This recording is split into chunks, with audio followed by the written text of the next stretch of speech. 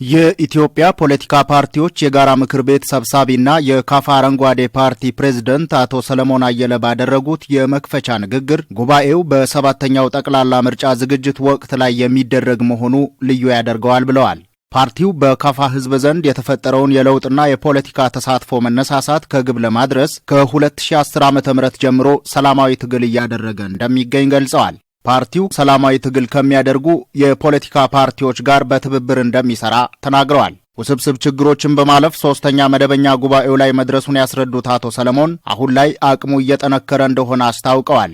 ውስጣዊ ትግልና ውጫዊ ግፊት ምክንያት አቅማችን እየጠነከረ ቁመናችን የተስተካከለ ለዛሬው ታላቅ ዕድል ለዚህ ለሶስተኛ መደበኛ ጉባኤ ከአፓ በቅቷል። በአካታች ዲሞክራሲያዊ ኢንክሉሲቭ ዲሞክራሲ የፖለቲካ ፍልስፍና በአረንጓዴ ኢኮኖሚ የተቃኘ የካፋ አረንጓዴ ፓርቲ በሚል ስያሜ ለመንቀሳቀስ መክረንበት ፕሮግራምና ሕገ ደንብ እንዲሁም በሀገራችን የምርጫ ሕግ መሰረት የሚፈለጉ ሌሎች ሰነዶችን አዘጋጅተን ስንንቀሳቀስ ስንሰራ ስድስተኛ ሀገራዊ ምርጫውን ስንሳተፍ ቆይተን እነሆ ዛሬ ለሶስተኛ መደበኛ ጉባኤ ምስረታም ጭምር በቅቷል።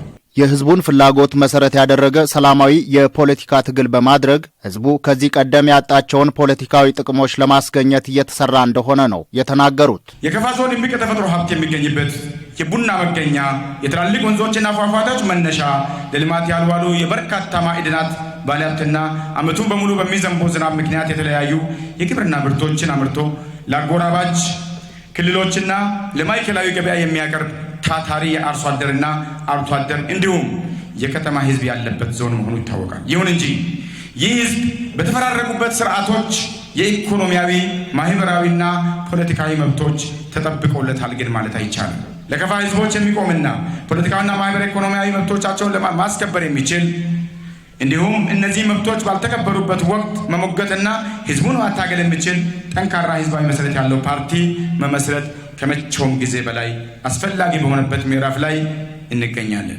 ስህተቶችን በማረም ለሚቀጥለው ትውልድ የተሻለ የፖለቲካና የዴሞክራሲ ምህዳር እንዲፈጠር ካፋ አረንጓዴ ፓርቲ ይሰራል ብለዋል።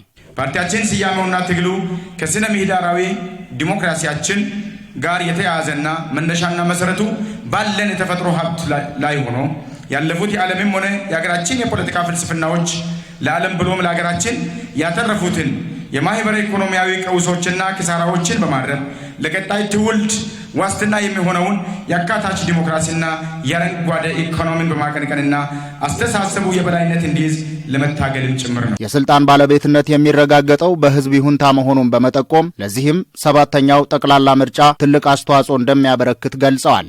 ምርጫ ህዝብ የሉዓላዊ ስልጣን ባለቤት መሆኑን የሚረጋገጥበት መንገድ ሲሆን የመምረጥና የመመረጥ መብት ከዲሞክራሲያዊ መብቶች አንዱና ዋነኛው ነው። ፓርቲው አገራችንን ወደ ዲሞክራሲያዊ ስርዓት ለማሸጋገርና ጠንካራ የመድብለ ፓርቲ ስርዓት ለመገንባት በሚደረገው ጥረት የበኩሉን አስተዋጽኦ ለማበረከት ከፍተኛ ጥረት ከጓዶቹ ጋር በማድረግ ላይ ይገኛል። ምርጫው ሰላማዊ ዴሞክራሲያዊና አካታች እንዲሆን የካፋ አረንጓዴ ፓርቲ የሚጠበቅበትን እንደሚወጣ አረጋግጠዋል። ለሚካሄደው ሰባተኛ ሀገራዊ ምርጫ ነፃ፣ ፊታዊ፣ ሰላማዊ ይሆን ዘንድ ከምርጫው አስቀድሞ በመላ ሀገራችንም ጭምር ሰላም እንዲሰፍን አስተዋጽኦ ለማበረከት አጋር ለመሆን ባለቤትም ጭምር ለመሆን የተጀመረውን የሀገራዊ ምክክርም ስኬታማ እንዲሆን አስቻይ ሁኔታን መፍጠርና ለሰላማዊ የፖለቲካ ባህል መገንባት ከአፓ አዎንታዊ አስተዋጽኦን ያበረክታል።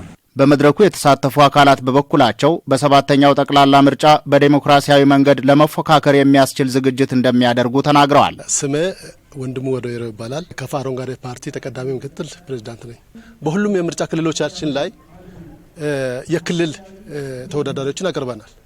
ይሄ ያቀረብነው ሰላም ለኢትዮጵያ በሚል ጥምረት ነው። 10 ፓርቲዎች 10 አቻ ፓርቲዎች ጋር በጋራ በመሆን ለህዝብ ተወካዮች ምክር ቤት 4 እና ለክልል ምክር ቤት 39 እና 43 በድምሩ 43 የሚሆኑ እጩዎችን በሁሉም የምርጫ ክልሎች ላይ አቅርበናል። ታደለ ይመኑ እባላለሁ።